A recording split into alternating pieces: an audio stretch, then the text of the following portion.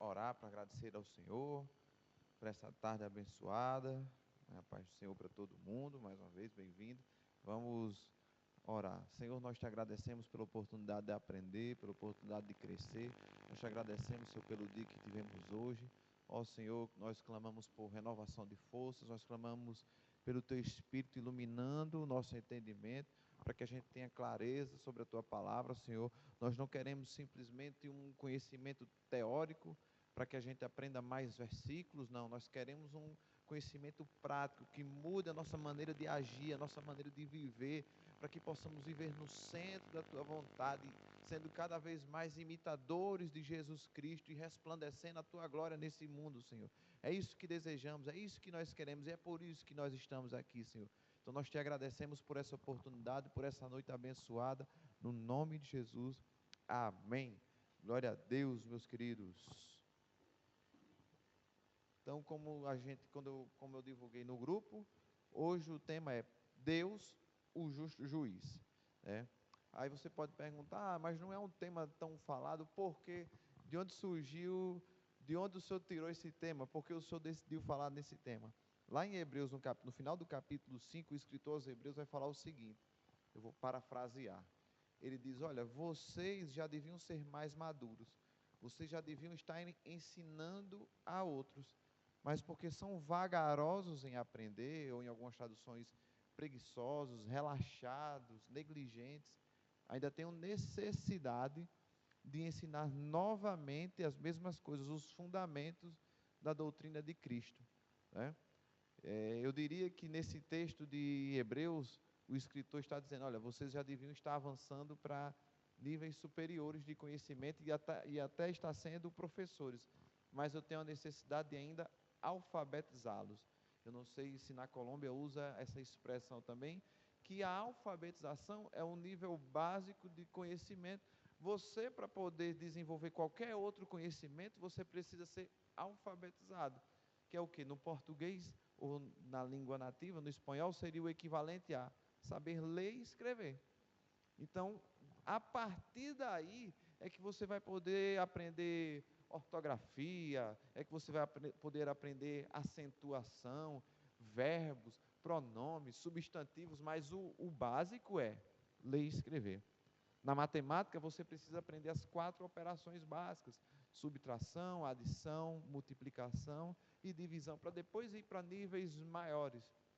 Então, o escritor aos Hebreus diz, vocês poderiam e deveriam estar mais adiante, mas novamente eu tenho que repetir as doutrinas básicas, ou seja, eu tenho que alfabetizá-los, eu tenho que insistir no fundamento, para que a partir daí vocês vá para outros conhecimentos. E quando ele vai enumerar essas doutrinas básicas, ele pega o final de Hebreus 5 e inicia o Hebreus capítulo 6, ele vai falar sobre o ensino sobre fé, ensino sobre batismos, imposição de mãos, ressurreição dos mortos, juízo eterno e arrependimento de obras mortas. São 6.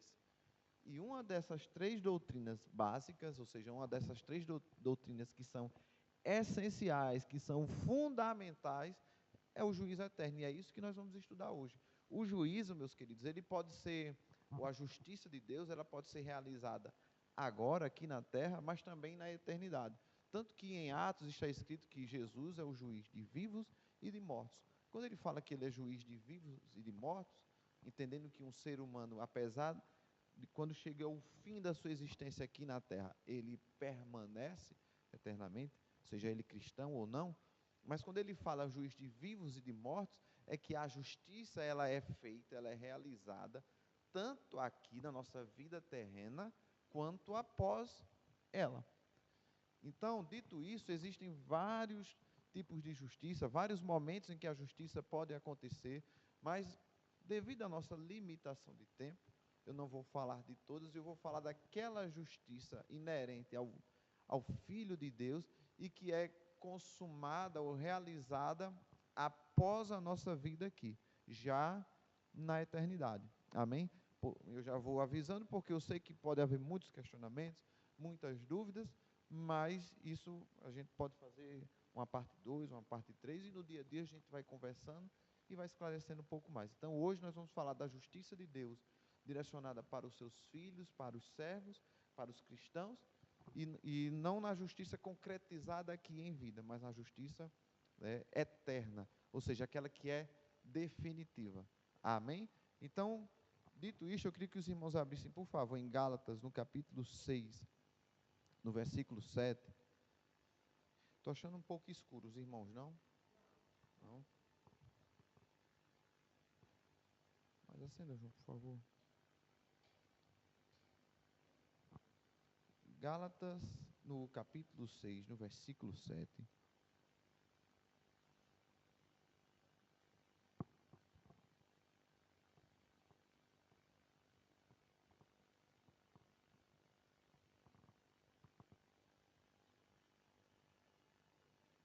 Gálatas 6, 7. Ele diz assim: não se deixe enganar. Ora, se o apóstolo Paulo diz não se deixe enganar, é porque muitos têm se deixado enganar, já desde aquele tempo. E ele continua: não se deixe enganar, de Deus não se zomba. Por que ele diz isso? Pois o que o homem semear, isto também colherá. Então, irmãos, veja bem, é um engano em achar, ou entender, ou viver uma vida achando que eu vou semear incredulidade, infidelidade, eu vou semear atitude, posicionamentos fora da palavra e não vou arcar com as consequências disso. E o apóstolo diz: Deus não se deixa ridicularizar, né? De Deus não se zomba, Deus não se deixa, em algumas traduções, não se deixa escarnecer, ridicularizar, zombar, porque é um motivo de zombaria você dizer que um Deus que estabeleceu leis, que estabeleceu parâmetros, iria permitir que o descumprimento destes parâmetros passasse impune. Irmãos, toda a lei só é levada a sério quando ela é cumprida. Por que as leis do nosso país, o Brasil, não são levadas a sério? Porque não são cumpridas. Muitas delas são boas leis, mas não são cumpridas, não são efetivadas. A justiça não executa a lei como deveria ser. Por isso, essa lei se torna descredibilizada. E é isso que o apóstolo está dizendo. Olha, não pense que Deus se deixa ridicularizar. Aquilo que ele fala, as palavras que ele diz que vai acontecer, tanto para o bem, tanto por mal, aquilo que ele fala vai acontecer. Deus não se deixa escarnecer, ou você que pensa que vive de toda maneira e nunca vai sofrer da consequência, né? Então, se todo lugar, para ter uma organização, para ter um padrão, ele precisa ter leis, né? Precisa ter um padrão de organização, um regimento interno, uma norma. Por que não o reino de Deus? Por que não o universo? Por que não a vida na terra? O próprio Deus, através do Tiago, diz que essa lei, a lei perfeita, aquele que atenta bem para a lei perfeita, que conduz à liberdade. Ou seja, a prática da lei conduz à liberdade. Nós somos livres, e se nós continuarmos, permanecermos na prática da lei, nós vamos permanecer livres. Agora, o que é que acontece quando alguém, na nossa sociedade aqui, usa dessa liberdade para descumprir a lei? Ele vai ser privado da sua liberdade. Vai vir julgamento sobre a vida dele e ele tem que ser punido. Para que a lei seja respeitada e para que a paz prevaleça e para que a ordem prevaleça, a lei precisa ser executada. Ele tem que ser punido. Então é isso que também o apóstolo fala em Gálatas. Olha, não deixe escarnecer. Se o homem semear, ele vai ter que colher. Se o livre-arbítrio é a garantia de que qualquer pessoa é livre para decidir o que fazer, para semear o que quer, o juízo ou a justiça também é a garantia de que qualquer pessoa, ao usar a sua liberdade para decidir qualquer coisa que seja, ou para semear qualquer coisa que seja, também deverá arcar com as consequências. O livre-arbítrio garante a você, garante a nós, a decisão, a liberdade para decidir. E a justiça garante a nós a colheita da decisão. Amém? Então, seja lá o que você fizer, de bom ou de ruim, a justiça de Deus vai garantir que você colha aquilo que você fez. Então, vamos lá. Eu queria que os irmãos abrissem comigo também, por favor, em Hebreus, no capítulo 9.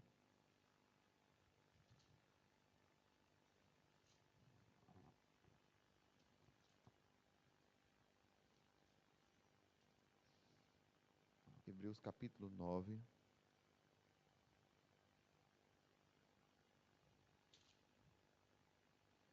No versículo 27. Hebreus 9, 27. Diz: da mesma forma, como o homem está destinado a morrer uma só vez, e depois disso, enfrentar o juízo. Hebreus 9, 27. Então, irmãos, o homem, diferente do que algumas doutrinas dizem, ele não morre, aí ele tem uma outra vida, outra oportunidade para restaurar ou para restabelecer aquilo que ele fez, ele reencarna. Se for bom, ele volta num pássaro, se for ruim, ele volta num rato. Não existe isso. O homem, ele tem uma chance só. Ele tem a sua vida para usar do livre-arbítrio para tomar as decisões. E após isso, o homem morre uma só vez, e após isso vem o juízo, vem a prestação de contas. Amém? Então,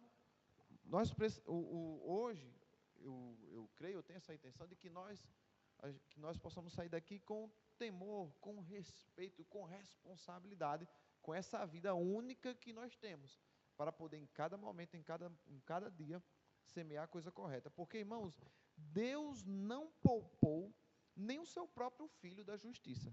Eu vi um questionamento de um ateu, ele dizia assim: se Deus é bom e os pecados cometidos foram contra ele, por que simplesmente ele não perdoa toda a gente? Por que Jesus teve que morrer? Por que teve que ser crucificado? Deus não é bom? O pecado foi contra ele? Era só dizer: está perdoado. Está perdoado aí, geral está perdoado. Todo mundo livre, olha, esquece isso. Deus não poderia fazer isso porque seria injusto. O salário do pecado é a morte. Existe uma consequência pelo pecado. Existe uma penalidade pelo pecado. E se Deus simplesmente perdoasse todo mundo sem pagar essa penalidade, ele estaria sendo injusto. O diabo poderia chegar: como é que é? Quer dizer, eu pequei, eu estava no início, eu estava lá no céu, pequei, recebi uma punição, mas os filhos dele pecam e não há punição. Teria que haver uma punição, um preço teria que ser pago.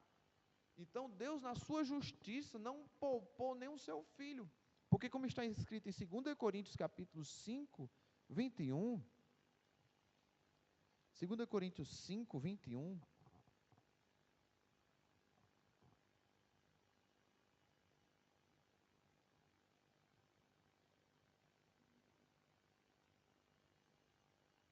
Segundo Coríntios 5, 21 diz assim: Deus tornou pecado por nós aquele que não tinha nenhum pecado. Aleluia!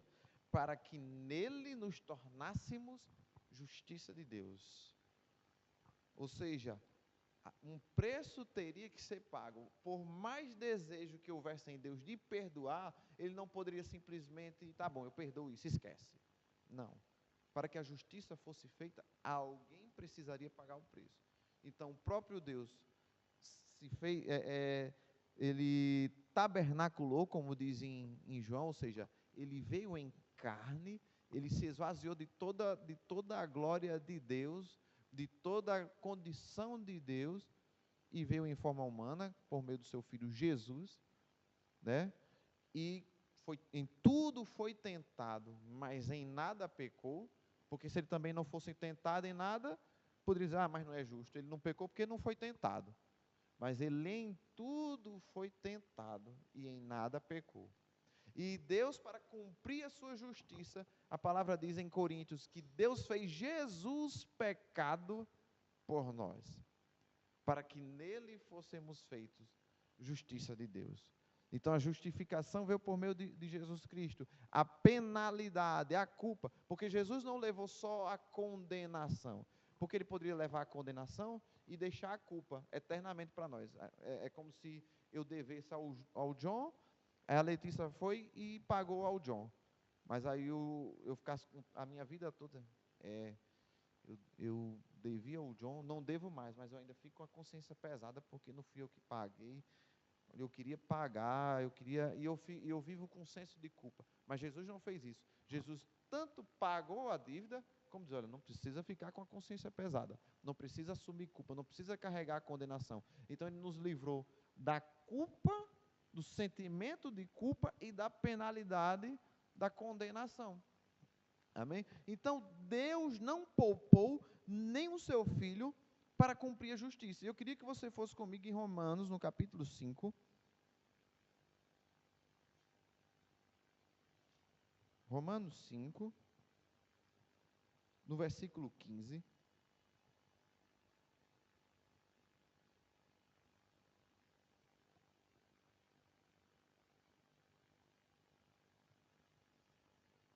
Romanos 5, 15.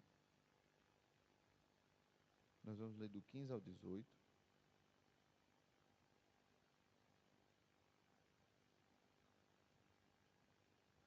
Diz, entretanto, não há comparação entre a dádiva e a transgressão.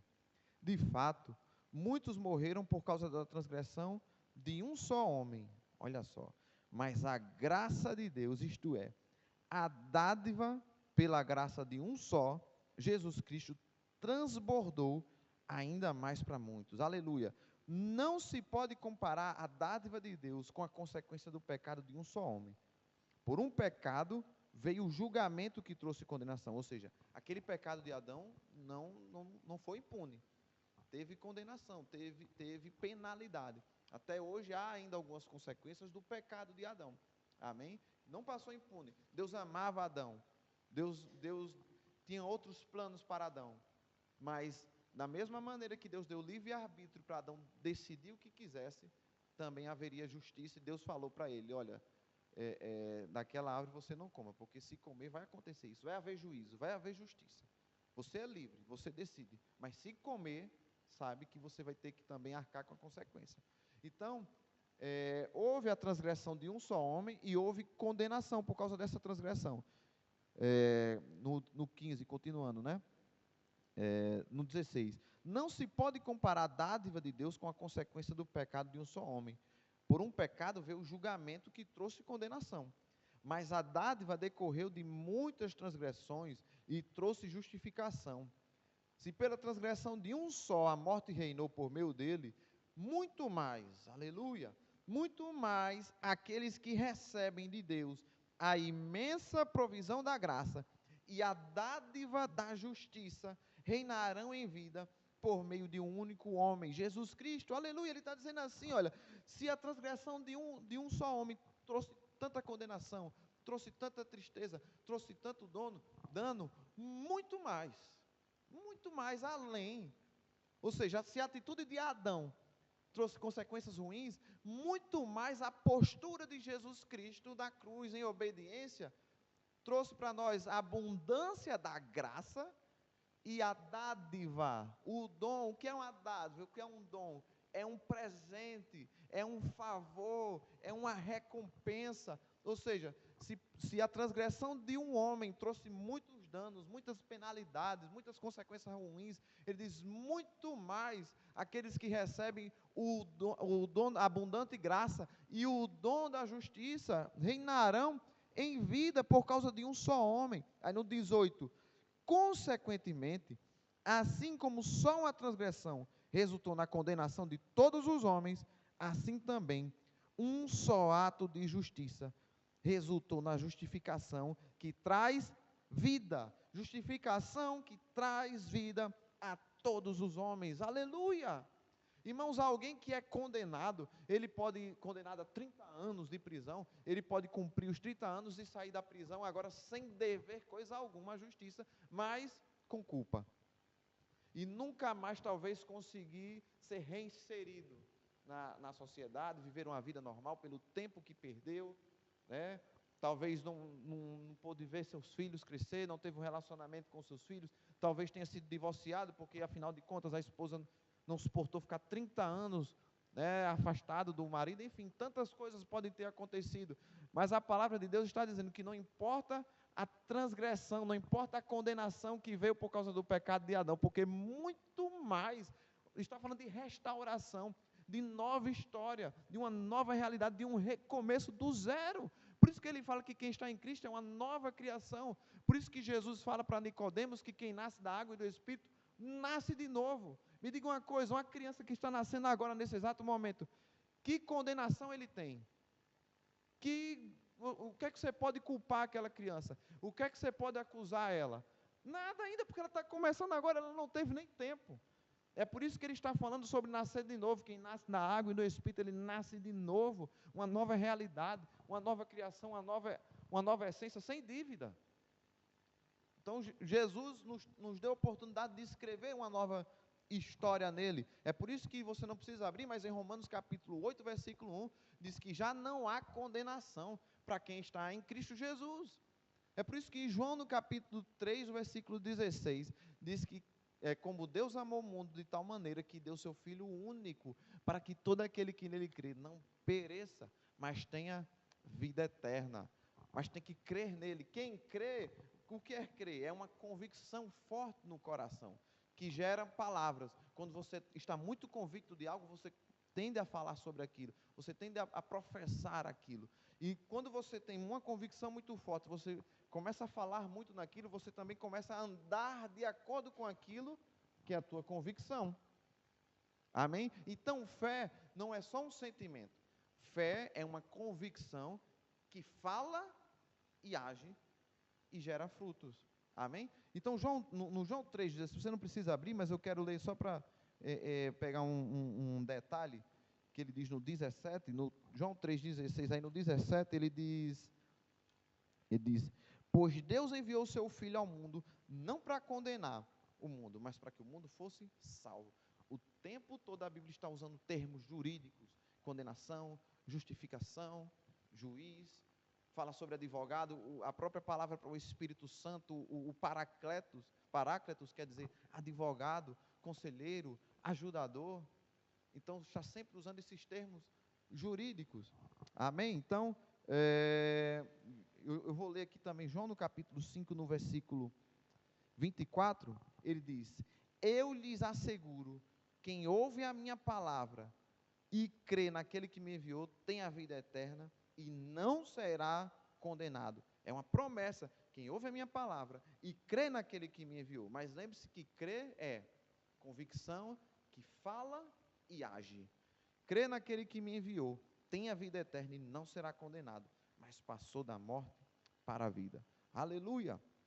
Então, irmãos, eu quero ler um texto que às vezes, entendendo agora sobre a bondade de Deus, sobre a manifestação da justiça de Deus em favor daqueles que creem nele, né, do benefício, a dádiva da justiça. Eu quero ler Romanos no capítulo 11.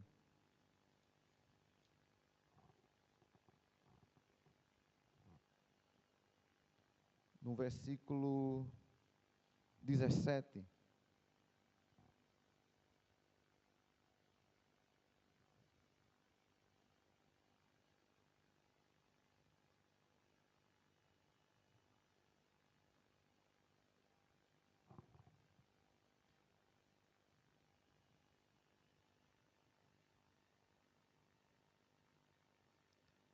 Vamos ler do 22 ao 23, e eu vou contextualizar. O que Paulo está dizendo aqui aos romanos é porque havia uma certa discussão, um certo ciúme dos gentios com o povo judeu. Os romanos eram gentios, ou seja, eram nascidos de novo fora de Israel.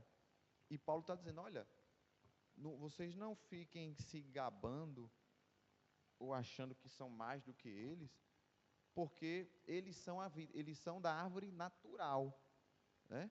Mas eles foram cortados porque foram desobedientes. Se Deus fez isso com a árvore que era natural, quanto mais com vocês que foram enxertados nessa árvore. O que é que Deus está dizendo? O que é que Paulo está dizendo? Que a promessa naturalmente começou com o povo judeu, mas eles não valorizaram, não creram, não se apropriaram daquilo. E veio o quê? Juízo. Paulo está dizendo, eles foram cortados. Eles foram julgados. Irmãos, o povo judeu é o povo mais abençoado e, ao mesmo tempo, mais perseguido do mundo.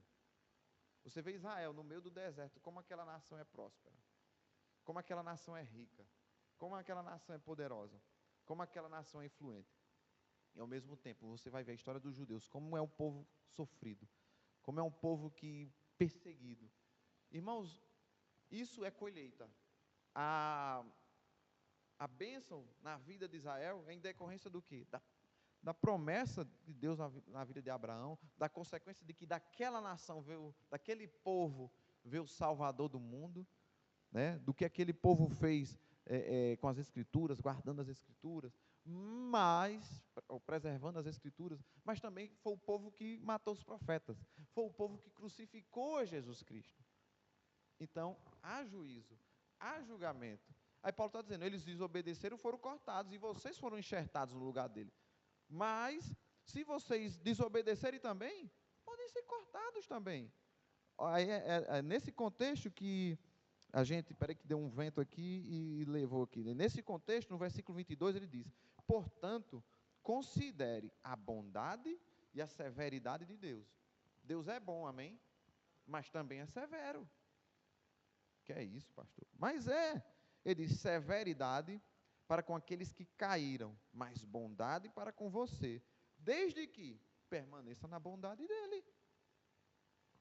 Desde Deuteronômio, Deus diz assim, olha, eu coloco diante de vocês a vida e a bênção, a vida e a morte, a bênção e a maldição. Escolhe a vida para que viva, escolhe a bênção para que vá bem, mas se escolher a morte, se escolher a maldição, vai vir maldição, vai vir consequência, vai vir morte. Então Paulo está dizendo, olha, considera a bondade e a severidade de Deus. É severidade com o povo judeu, com Israel, que caíram, e bondade com vocês, se permanecerem na bondade. Irmãos, tem gente que vive a vida cristã, aceitou Jesus, e pronto, Deus é meu pai, e houve um tempo na história da igreja, principalmente no Brasil, em que se pregava só um Deus barbudo, velho, chato, que não podia nada, que você não podia fazer nada, que ser feliz era pecado, que você não podia jogar um futebol, que era pecado, e ele era um Deus que estava o tempo todo olhando para a tua vida, porque ele queria lhe castigar, um Deus velho, carrasco, chato. E agora nós migramos para um outro extremo, em um Deus fofinho, conivente, o Deus do amor, o Deus da permissividade. É porque todo mundo é filho, é porque pode, o que importa é o amor, é porque Deus não leva em consideração essas coisas, Deus não se preocupa com essas coisas. Já saímos de um extremo, de um Deus chato e carrasco, para um Deus permissivo e fofinho, um Deus que pode tudo. Deus não é nenhum nem outro. Deus é bom e é severo. Amém? Então, aí, por causa disso, muitas pessoas vivem uma vida cristã a toda maneira e acham, isso aí não tem nada a ver. Tanto faz se eu for para a igreja ou não. Tanto faz se eu obedecer ou não. Se eu mentir, mas isso Deus sabe todas as coisas.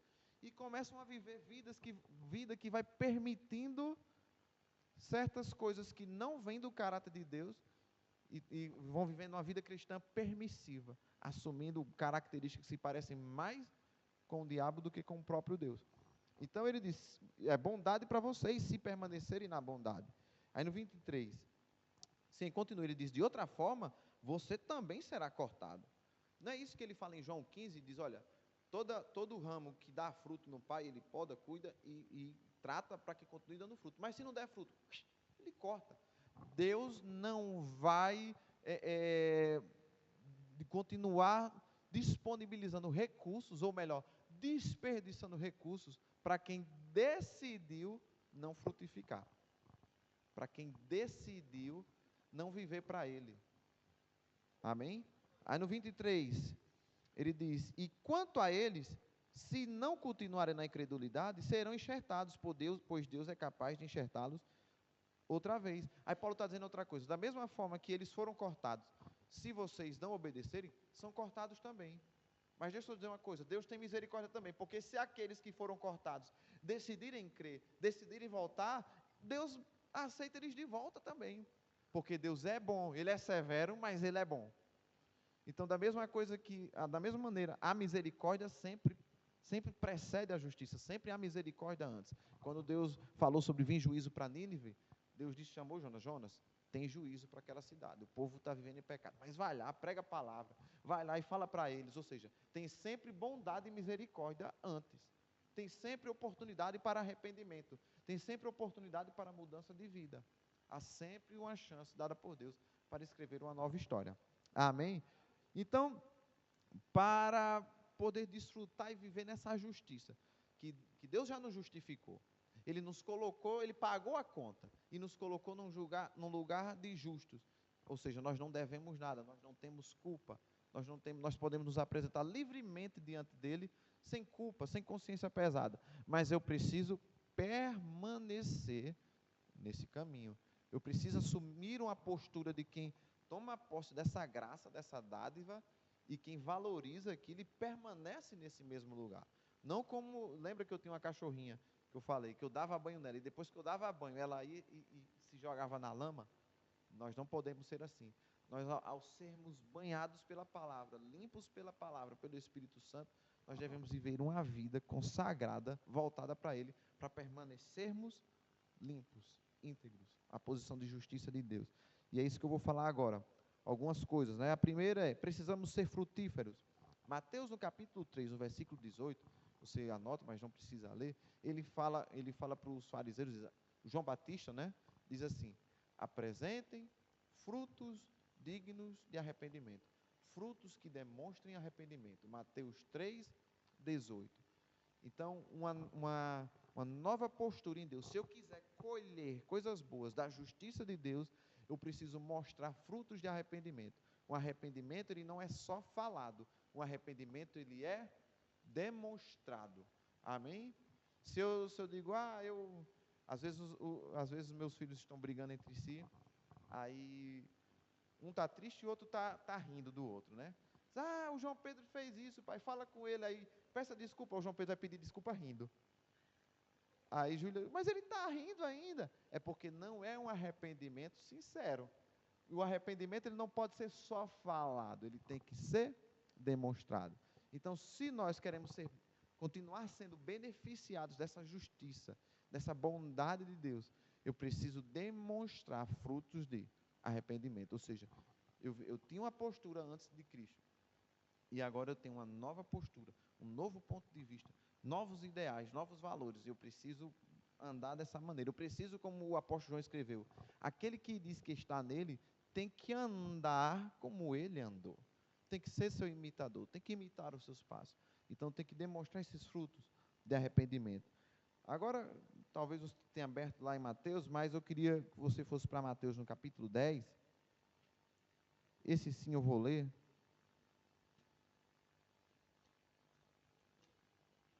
Mateus 10, sim.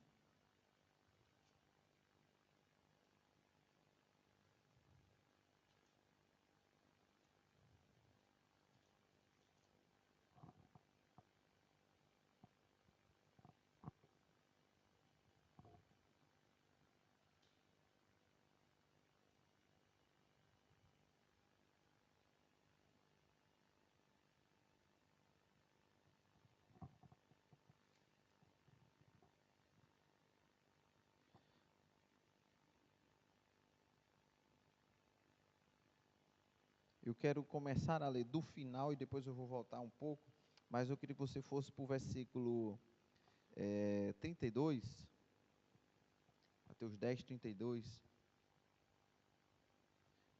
Ele diz, quem, pois, me confessar diante dos homens, eu também o confessarei diante do meu Pai que está nos céus. Mas aquele que me negar diante dos homens, eu também o negarei diante do meu Pai que está nos céus. Está falando de julgamento, amém? Está falando de juízo. Jesus está dizendo, olha, se você me negar aqui, quando chegar lá no momento, eu vou negar você. Lembre-se que Jesus fala, olha, Senhor, Senhor, no teu nome nós fizemos sinais, prodígios, e Jesus diz, nunca vos conheci. Aí se a gente parar aí, a gente pode achar injusto. Essas pessoas serviram a Ele, essas pessoas fizeram alguma coisa para Ele, trabalharam para Ele, mas Jesus diz assim, nunca vos conheci, vocês que praticam iniquidade. Porque muito mais importante do que fazemos é quem somos. Amém? Nunca coloque o fazer antes do ser. É porque eu canto muito na igreja. É porque eu estou sempre na igreja. É porque o meu dízimo é alto. É porque eu sou motivado, eu sou empolgado. É porque eu faço muitas coisas na igreja. Mas Jesus, lembre-se que essas pessoas faziam muito, mas Jesus, eu não conheço vocês, porque praticam iniquidade. Então, o mais importante é ser do que o que fazemos. Devemos fazer, mas devemos primeiro nos preocupar em ser. E Jesus diz, se você me negar, eu vou negar você. Mas se você me confessar, eu confessarei você. E qual é o contexto? Ele está falando, naquele contexto para os judeus, o evangelho sendo pregado para os judeus, e alguns iam crendo e outros iam não. E outros não. Alguns iam ficando maravilhados com aquilo e outros iam ficando escandalizados. Ou seja, até dentro das casas iam sendo causadas divisões. Porque quando Jesus ministrava, alguns diziam, eu acho que isso é o Messias. E outros, isso é uma blasfêmia, isso é um herege. E Jesus diz, olha, se chamam de Belzebu, o Senhor, né? Belzebu quer dizer o rei das moscas. Ele está dizendo, se a mim me chamam de Belzebu, o que é que vocês acham que vai sobrar para vocês? Porque um servo, um escravo, ele não pode esperar nada mais do que o seu senhor recebe. Então, se o seu próprio Senhor é tratado dessa maneira, vocês não esperem nada melhor do que isso. Jesus está falando do quê? De coragem, de ousadia, para se posicionar em favor dele, para ser uma testemunha dele, para ser um servo, um discípulo dele. Ele está falando, não pense que eu vim trazer paz, eu vim trazer espada. Que texto, que declarações duras de Jesus. Ele diz aqui, eu vou ler com os irmãos, no versículo 25, o 24, o discípulo não está acima do seu mestre, nem o servo acima do seu senhor. Basta ao discípulo ser como seu mestre, e ao servo ser como seu senhor. Se o dono da casa foi chamado de Belzebu, quanto mais os membros da família. Portanto, não tenham medo deles. Não há nada escondido que venha a ser revelado, nem oculto que não venha a se tornar conhecido. O que eu lhes digo na escuridão, falem à luz do dia. O que é sussurrado nos seus ouvidos, proclamem nos telhados. Aí o que é que ele está falando? Ousadia para pregar, ousadia para ser um cristão, para seguir os seus passos, mesmo em tempo à oposição, mesmo recebendo oposição dentro da casa, mesmo recebendo oposição do pai, da mãe. Ele vai dizendo, aquilo que eu sussurro para vocês, espalhem nos telhados, não tenham medo, não tenham vergonha. Ele diz, não temam quem pode matar, quem pode roubar a vida. Não é o que ele diz, olha, não tenham medo dos que matam o corpo, porque ele não pode matar a alma. Que coisa poderosa. Jesus está dizendo, não tenham medo se eles te ameaçarem de morrer, de matarem vocês, porque eles podem, no máximo é matar o corpo, mas não podem matar a sua alma. Você vai ser um ser eterno, você é eterno. Então não se preocupe o que é que eles podem fazer com o seu corpo. Mas olha o que é que Jesus continua dizendo, antes tenham medo daquele que pode destruir tanto a alma como o corpo no inferno. Então Jesus está dizendo, se você não pode deixar um medo, se é medo que você tem, se é temor que você tem, você deve temer muito mais a Deus do que aos homens. Porque o máximo que os homens podem fazer é destruir o teu corpo, mas você deveria temer aquele que pode destruir tanto o corpo quanto a alma. O que é que ele quer dizer com isso? É para a gente viver com medo de Deus? Não, mas é para que se eu tenho duas palavras, se eu tenho duas ordens, eu devo pesar a ordem que vem de Deus. Por isso que Pedro disse, mas importa agradar a Deus do que aos homens. Olha, disseram para Pedro e João, olha, não proclame mais esse nome, porque se vocês proclamarem esse nome, nós vamos te açoitar, nós vamos te prender, nós vamos te bater, nós vamos te apedrejar. Isso é de causar medo, não é? De causar medo? Mas Pedro disse, olha, eu até gero um pouco de medo em mim, mas eu não quero saber, é melhor agradar a Deus, é melhor obedecer a Deus. E é isso que Jesus está dizendo, se é para temer alguém, tema a Deus. Se é para desobedecer a alguém, desobedeça aos homens, porque eles não queriam seguir a Jesus. Por quê? Eu não vou seguir a Jesus não, porque se eu seguir a Jesus eu vou ser preso. Eu não vou seguir a Jesus não, porque se eu seguir a Jesus eu vou perder a minha herança, o meu pai vai me deserdar. Eu não vou seguir a Jesus não, senão eles vão me apedrejar.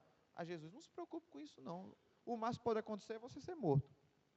Agora você deveria se preocupar em deixar de seguir a Deus, aí é preocupante. Você deixar de viver para Deus, você deixar de servir a Deus, porque as consequências são muito piores. É isso que ele está dizendo. E muitas pessoas preferem agradar todo mundo, menos a Deus. Porque acham, não, Deus está sempre perdoando. Deus perdoa sim, meu. Deus tem misericórdia e graça sim, mas Deus é justo. Deus não se deixa escarnecer. Eu vivo a maneira que eu quero. Não, vai vir consequências. Cadê? Agora eu quero que vocês abram comigo. Estamos em Mateus. Aí vai para Mateus no capítulo 25. É o que está escrito aí, que muitas vezes passa despercebido e não é pregado, e não é ensinado. Mateus 25, no versículo 14.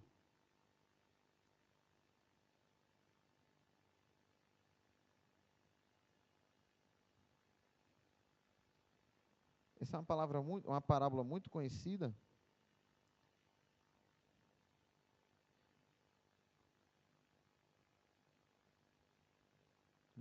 Todo mundo sabe, ele fala, olha, havia um senhor, e ele confiou a um 10 talentos, a outro 5, a outro 1, saiu, e deixou que esses seus encarregados, esses seus servos, multiplicassem, negociassem esse talento. Mas ele ia voltar, haveria prestação de contas. Isso está falando de quê? Que Deus deixou com cada um de nós atribuições, responsabilidades, propósitos. Tem coisas que o John vai fazer, que eu não vou fazer, mas ele vai. Tem coisas que eu vou fazer que não é ele que vai fazer.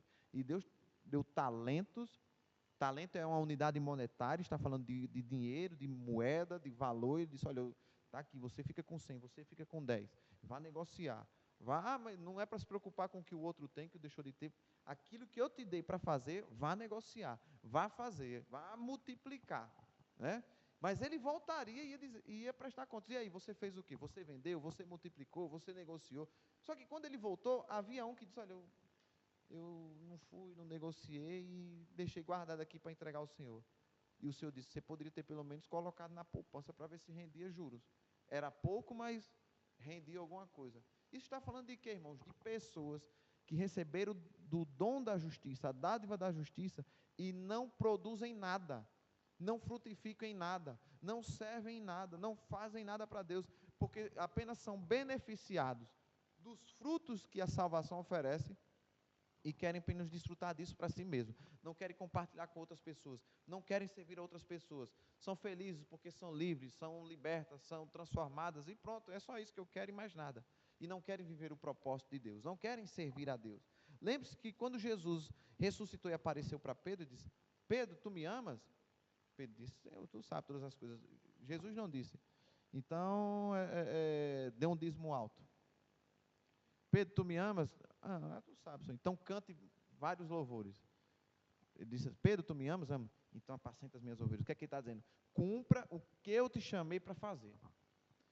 Cumpra com o propósito que eu te chamei, Pedro. Lembra que eu disse que você ia ser um pescador de homens? Você me ama? Amo. Então faça o que eu te chamei para fazer. Agora as pessoas querem viver alheias, sem saber. Eu não sei o que é que Deus me chamou e nem quero saber, e nem procuro saber. E isso é irresponsabilidade no mínimo, porque ele vai voltar para prestar contas. Ele diz assim, no versículo 28, tirem o talento dele e entreguem-no ao que tem 10. Pois quem tem o quê? Disposição, fidelidade para multiplicar os talentos. Quem tem, terá em grande quantidade. Mas a quem não tem o quê? Quem não tem disponibilidade, quem é indiferente, ou seja, quem não tem compaixão pelo próximo, quem não tem dedicação, temor a Deus, consagração a Deus, até aquilo que foi lhe dado, vai ser tirado. E lancem fora o servo inútil nas trevas, onde haverá choro e ranger de dentes. São alegorias, mas não são imagens bonitas que ele coloca aqui. Olha, jogue ele na escuridão, onde há choro e ranger de dentes. São alegorias pesadas. Jesus está querendo dizer o que ele diz mesmo, que é uma consequência muito ruim para quem é negligente com o propósito de Deus na sua vida, para quem é indiferente, para quem é aquele que passa, por exemplo, o bom samaritano, na parábola, ele fala que passou o sacerdote, passou o levita, e eles passaram e não fizeram nada com aquele homem que estava caído. Há uma responsabilidade em nós, que somos beneficiados com a justiça, de reconciliar o mundo com Deus, como está escrito também, Paulo diz aos Coríntios. Nós somos embaixadores de Deus e rogamos ao mundo que se reconcilie com Ele. Temos uma responsabilidade, e quando a gente chegar lá, eu tenho uma responsabilidade no meu trabalho. Meu patrão vai chegar, João, você encheu quantas laterais aqui? E eu tenho que ter feito alguma coisa. Se eu não fizer nada, ele diz, João, vai lá para o RH, porque tem que vir outro no seu lugar para fazer alguma coisa, né? Se o meu patrão é assim, limitado, né? Mas em uma coisa limitada, guardando as proporções, ele quer resultado, Deus também quer resultados, irmãos. A graça, a poder de Deus em nossas vidas, não é para a gente ficar rico e estar passeando só. Isso é bom? É, mas não é só para isso. É para olhar para os outros. Amém? Então vamos continuar. Ainda falando sobre prestação de contas, 1 Coríntios, no capítulo 3.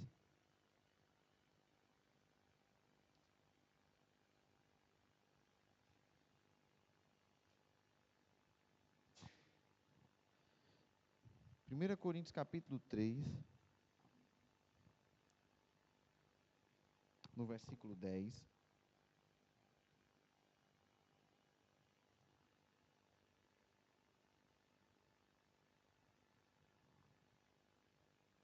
Diz: conforme a graça de Deus que me foi concedida, eu, como sábio construtor, lancei o alicerce e outro está construindo sobre ele. Contudo, veja cada um como constrói. Paulo está falando aqui sobre trabalhar para Deus, amém? Construtor, alicerce, ele está falando de pessoas que estão trabalhando para Deus. Mas ele diz, veja como constrói. Não é só construir, mas é como você está construindo. No 11, porque ninguém pode colocar outro alicerce além do que já está posto, que é Jesus Cristo. Se alguém constrói sobre esse alicerce usando ouro, prata, pedras preciosas, madeira, feno ou palha, repare na qualidade dos materiais: ouro, prata, pedras preciosas, e depois ele fala madeira, feno ou palha. Ele diz no 13, sua obra será mostrada, revelada, porque o dia trará luz. Irmãos, o que eu estou fazendo aqui agora, vai chegar um dia que vai ser revelado. Eu não tenho como, eu posso esconder de vocês, mas eu não tenho como esconder de Deus as minhas motivações. Então ele vai trazer a luz, por quê? Vai ser revelado pelo fogo, que provará a qualidade da obra de cada um. Porque ele usa esse exemplo de um ourives, que era muito comum naquela época, que para retirar as impurezas do ouro, aquele material do ouro era submetido a uma alta temperatura, onde as impurezas vinham à margem, ficavam visíveis. Quando estava tudo misturado ali, não se via, mas quando era submetido a uma alta pressão, a uma alta temperatura, as impurezas sobressaíam. E ali o ouro poderia ser refinado, aquilo poderia ser purificado, mas a ênfase aqui é que a impureza se tornava visível. Quem olhava ali antes do fogo dizia, esse ouro é puro. Mas quando era submetido à prova, ao exame, ao fogo, todo mundo pode constatar, não, tem impureza ali, há impureza ali. Então é isso que ele está falando, que essas obras passarão pelo fogo. Além do mais, que são materiais, as pedras preciosas, madeira, feno e palha. Quando ele fala madeira, feno e palha, são materiais que rapidamente se consomem pelo fogo. Acender o fogo em madeira, feno ou palha, ele vai embora rápido. Então, a gente está falando, tudo aquilo que estamos fazendo na nossa vida vai ser provado, examinado, a qualidade. No Brasil, temos um órgão chamado Inmetro, que ele é responsável por fazer o exame, a análise de tudo que é produzido, se ele é seguro, se ele é bom, se ele condiz com o que o rótulo diz. Ele vai submeter esse ventilador a teste, ele vai ver se o ventilador funciona mesmo, se é bom mesmo, se o consumo de energia é o que ele diz que consome. Nós, o consumidor, compramos e achamos que está tudo bem, mas muitas vezes não está. E no Brasil existe esse órgão, o Inmetro. E quando um produto tem o selo do Inmetro, quer dizer que ele foi testado, examinado e foi aprovado. Então, nós vamos passar pelo Inmetro celestial.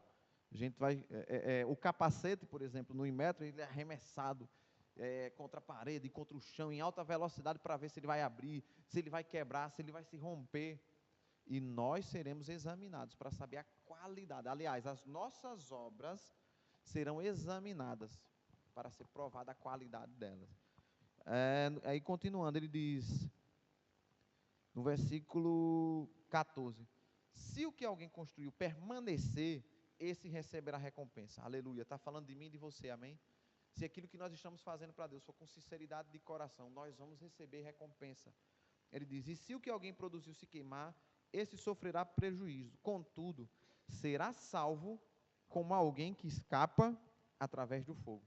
Irmãos, aquele que crer no Senhor, que é filho de Deus, ele não é condenado, é uma promessa, ele não vai para o inferno. Se ele permanecer firme no Senhor, ele é salvo. mas nós estamos falando de um julgamento de obras. Amém? Um julgamento para receber recompensas. O socialismo, ele diz que todo mundo, trabalhando muito ou trabalhando pouco, tem que receber igual. E isso não é justo. Deus também não é injusto. O céu não é socialista. Quem trabalha mais, quem faz mais, vai receber mais recompensa. Quem não fez nada, vai receber a recompensa equivalente àquilo que fez. É isso que ele está falando. Ele não está falando, porque ele diz aqui, a obra que alguém fez for provada e se dissipar no fogo, ele vai ser salvo. Mas, como quem escapa através entre as chamas. Ele não está, o julgamento para crentes, para cristãos, aqueles que permanecerem fiéis, não é para decidir se vai para o céu ou para o inferno. Quem é cristão, quem nasceu de novo, quem é filho de Deus, vai reinar com ele na eternidade. Mas nós passaremos um julgamento para provar a qualidade das nossas obras. Se o que fizemos foi com a intenção correta, se o que fizemos foi realmente com o coração nele, se o que fizemos foi olhando para ele, foi amando as pessoas, foi amando a ele, ou se foi por qualquer outro motivo. Amém? 2 Coríntios, no capítulo 5.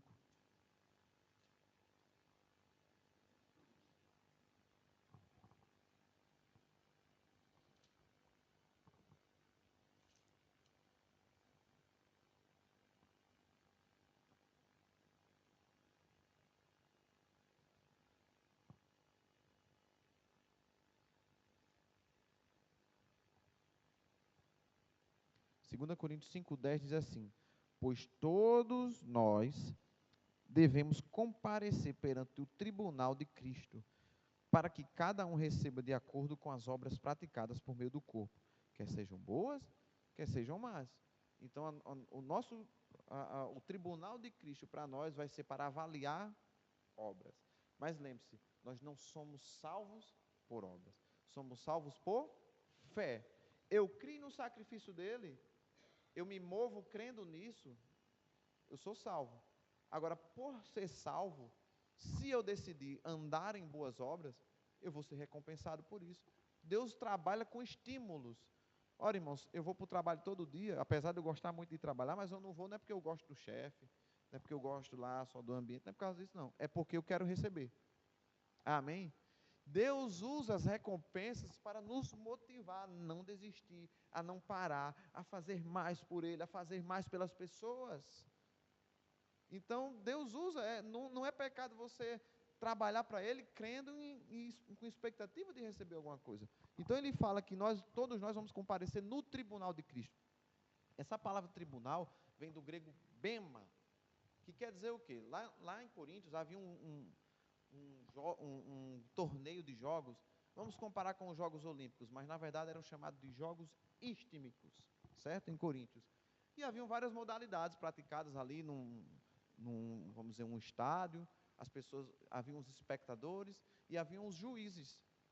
E de acordo com o regulamento dos jogos e vamos dizer, a desenvoltura de cada um, o rendimento de cada um naquela prática de esporte, aquelas pessoas quando terminavam uma luta, por exemplo, uma corrida, elas subiam numa plataforma diante dos juízes e elas eram recompensadas, recebiam a sua coroa, né, a coroazinha de louro ali, colocava, recebia a recompensa diante de todo mundo que estava acompanhando no estádio. Eles subiam essa plataforma, que hoje nós chamamos de pódio, mas naquele tempo eles não chamavam de pódio, eles chamavam de bema, que é a mesma palavra usada aqui em tribunal.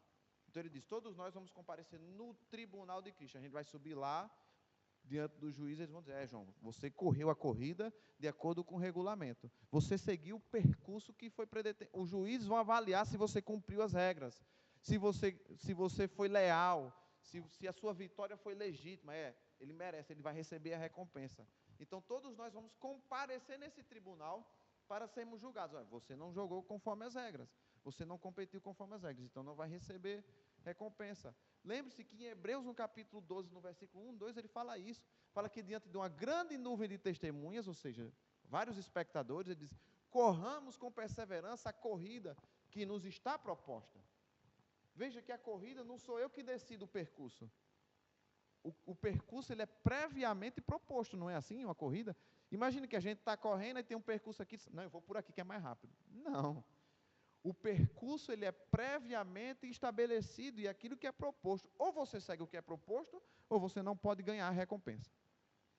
E o escritor aos Hebreus diz que corramos com perseverança a corrida que nos está proposta, nos livrando de todo embaraço, de tudo aquilo que nos atrapalha de correr, olhando para Ele, o autor e consumador da nossa fé, Jesus Cristo, o qual, aí ele vai usar o exemplo de Jesus, o qual, em troca da recompensa que havia de receber, não levou em consideração a vergonha, o desprezo. Ele está usando o exemplo de Jesus. Jesus estava olhando para a recompensa. Ele diz, eu também vou fazer a mesma coisa, eu vou correr olhando para Ele, olhando para a recompensa, e vou lançar a mão de tudo aquilo que me impede de correr, de tudo aquilo que me impede de avançar, porque um dia eu vou chegar lá, no bema, no pódio, no tribunal, e vou chegar diante do juiz, vou dizer, e então, como é que foi minha corrida? E então, eu corri de acordo com o regulamento, e é o juiz que vai dizer, olha, você correu bem, aqui você falhou, mas você pontuou aqui, agora você vai receber essa coroa, você vai receber a sua recompensa de acordo com de acordo com o que você apresentou na tua vida. É por isso que Paulo vai falar também em 1 Coríntios capítulo 9, a partir do versículo 24, ele diz, eu esmurro o meu corpo, para que havendo eu pregado a outros, não seja reprovado, porque ele diz, corremos, ele fala de uma corrida, ele diz, corremos de maneira que alcancemos. Ele diz, o atleta ele tem que subjugar o seu corpo, ele tem que se esvaziar, ele tem que submeter o seu corpo à escravidão, à disciplina. Porque ele diz, olha, no estádio muitos correm, mas só um ganha. Aí ele fala, corra de maneira que você alcança. Ele não quer dizer que no reino de Deus só uma pessoa cansa, só uma pessoa ganha. Mas o que ele quer dizer é que eu tenho que correr como se só um pudesse ganhar. Ou seja, eu tenho que me dedicar, eu tenho que me esforçar. A vida de um atleta é abrindo mão de várias coisas para poder ganhar aquele prêmio. Ui, a hora já passou ali um pouquinho, já do que eu pensava. Então, continuando, ele fala sobre recompensa. Em 2 João, no capítulo 1, versículo 8. 2 João 1, 8.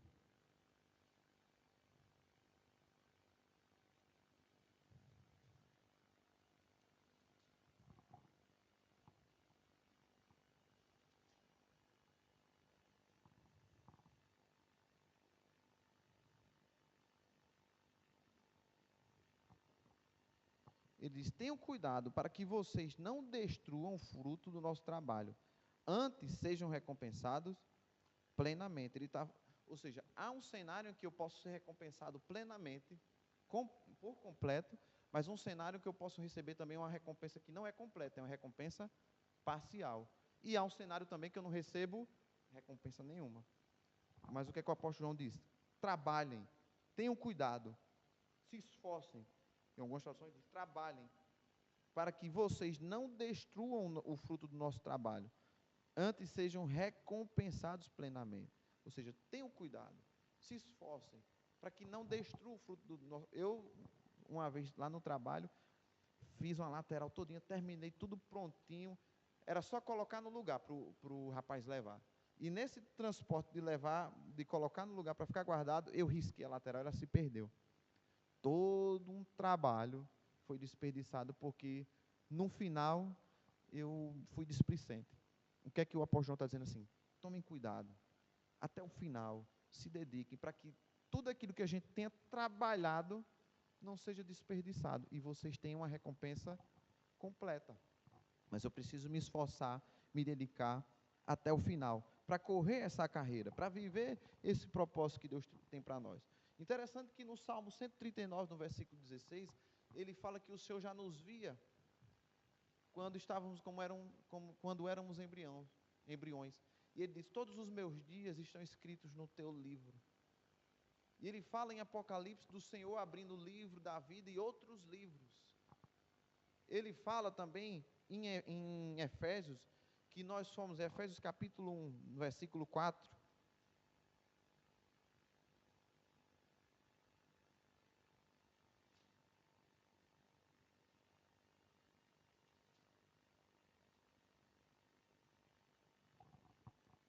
então, vocês anotaram, Salmo 139, versículo 16, o salmista diz, todos os meus dias, escreveste todos os meus dias em um livro.